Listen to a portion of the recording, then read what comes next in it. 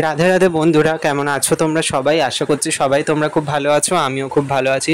তোমরা তো সকলেই জানো যে সোমবার দিন ছিল ফলহারিণী অমাবস্যা। আর ফলহারিণী অমাবস্যার দিনকে না আমার এমনিতেই মানে ইনভিটেশন ছিল দত্তবাড়িতে। এর আগেও তো আমি দত্তবাড়ি গেছি, তোমরা দেখেইছিলে। এই অমাবস্যাতেও যেতে বলেছিল, তারপর গেছিলাম। তো সেই ব্লগটাই তোমাদের জন্য আজকে দেখো বানিয়ে এনেছি। আর যতবারই না দাদার বাড়ি যাই ততবারই মানে আমার চোখ ধাঁধিয়ে যায়, কারণ যতবার যাচ্ছি ততবারই নতুন নতুন চমক কিন্তু দেখতেই পাচ্ছি।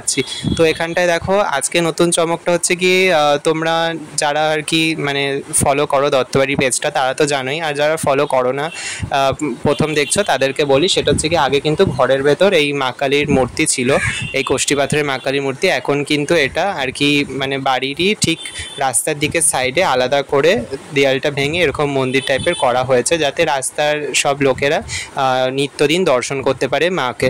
তো এই ব্যবস্থাটা এতটাই ভালো লেগেছে, সত্যি কি আর বলবো। আর তারপর আজকে মায়ের যে সাজ, সেটা দেখে সত্যি মানে আমার মানে এক সেকেন্ডের জন্য আমি পুরো চুপ হয়ে গেছিলাম। কারণ দেখো নর্মালি কালী ঠাকুরকে একরকম সাজানো হয়, আর বিশেষত এই বাড়ির মা কালীকে যে এত সুন্দর করে সাজানো যেতে পারে সত্যি আমার ভাবনার বাইরে। তো এখানটায় দেখো কি সুন্দর আজকে মায়ের মূর্তিতে আর কি সমস্ত গয়নাকাটি দিয়ে সাজানো হয়েছে। তারপর জুঁই ফুলের মালা, তারপর লেবুর মালা দিয়ে আর কি সাজানো হয়েছে। আর পুরো ডেকোরেশনটাই এতটাই সুন্দর হয়েছে সত্যি যেন সবার চোখ কেড়ে নিচ্ছে। আর এখানটায় দেখো অনেক দর্শনার্থীরা, কিন্তু শুধু আমরাই না, তো আমি পুরঞ্জিত আমরা কিন্তু গেছিলাম, শুধু আমরাই না আরও দর্শনার্থীরা দেখো এসে আর কি তাই ঠাকুরের দর্শন করছে। অনেকে ধূপকাঠি মোমবাতিও দেখাচ্ছে ঠাকুরের সামনে, সেই ব্যবস্থাও কিন্তু এখানে রয়েছে। আর এখানে কিন্তু খুবই নিরিবিলি মানে পরিবেশ, মানে খুব শান্ত, মানে খুব শান্তিভাবে আর কি পুজোটা তোমরা দিতে পারবে। তো আমরাও গেছিলাম, তো আমি নিয়ে গেছিলাম মিষ্টি আর পুরঞ্জিত নিয়ে গেছিলো ফল। তো আমরা দুজনে গিয়ে আর কি তাই ফল আর মিষ্টি ঠাকুরকে দিলাম। আর ফলহারিণী অমাবস্যা, তারপর রটন্তী কালী পুজো, তারপর দীপান্বিতা অমাবস্যা, এই সমস্ত অমাবস্যাগুলো কিন্তু বছরের সবথেকে যে মেন অমাবস্যাগুলোর মধ্যে অন্যতম অমাবস্যা। তো সেই জন্যেই দেখো, আর এখানে আজ আমরা যখন গেছিলাম তখন রাত্রি বাজে ওই 9টা সাড়ে 9টা বাজে। তো আমাদের বাড়ি ফিরতে কিন্তু ঠিক 11:30 মতন বেজে গেছিলো। তার কারণ হচ্ছে রাত্রে কিন্তু আমাদের অঞ্জলিটা হয়েছিল, যেহেতু কালী পুজো তোমরা তো জানোই যে কালী পুজো একটু রাতের দিকেই কিন্তু হয়। আর পুরো যে দাঁড়িয়ে রয়েছি না, মনে হচ্ছে পুরো দক্ষিণেশ্বরের মতন একটা সেই ফিলিং আসছিল, কারণ দক্ষিণেশ্বরের ভবতারিণীর আদলেই কিন্তু এই মা প্রসন্নময়ীকে তৈরি করা হয়েছে। পুরো ওরকমভাবেই সেই সিংহাসন, তারপর রূপোর পদ্মফুল, সমস্ত কিছু এক্স্যাক্ট ওই রকমভাবেই তৈরি করা।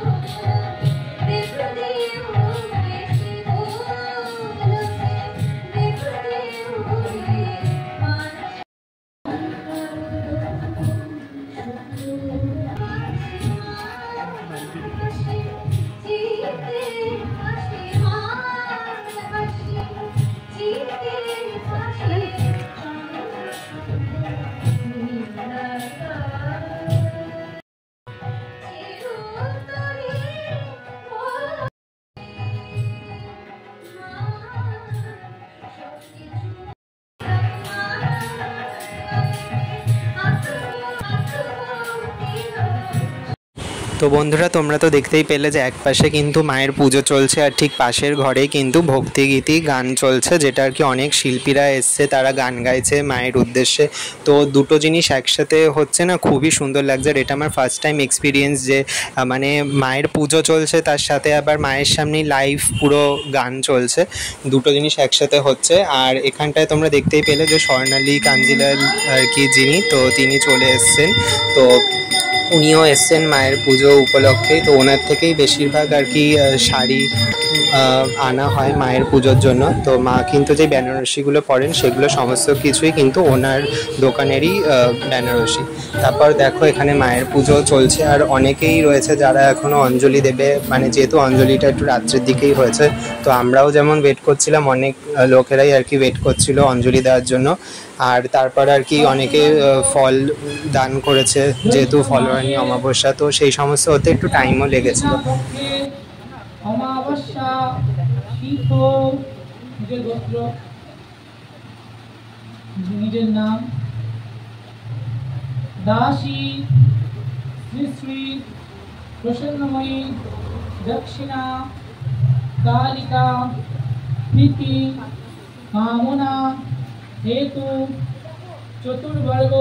তো তোমাদের আজকের ব্লগটা কেমন লেগেছে অবশ্যই জানিও। ভালো লাগলে একটা লাইক করে দিও, শেয়ার করে দিও আর সাবস্ক্রাইব করে দিও আমার চ্যানেলটাকে। দেখা হচ্ছে আর একটা নতুন ব্লগে। ততক্ষণ তোমরা সবাই খুব ভালো থেকো, সুস্থ থেকো। রাধে রাধে।